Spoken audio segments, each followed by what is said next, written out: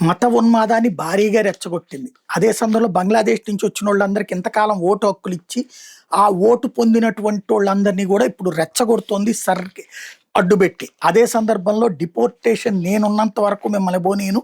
నేను లేకపోతే గనక మీరెళ్ళిపోతారు కాబట్టి నా కోసం మీరు తెగించి పోరాడండి అని పిలుపునిస్తోంది. అందుకోసమనినే జరుగుతున్న అరాచకాలు. ఏకంగా ఎన్నికలకి సంబంధించినటువంటి ఎన్నికల సంఘం అధికారుల మీద దాడులు, మీదన పోరాటాలు, ఆ పైన ఇప్పుడు ఏకంగా కథలు నడిపినటువంటి వ్యవహారం.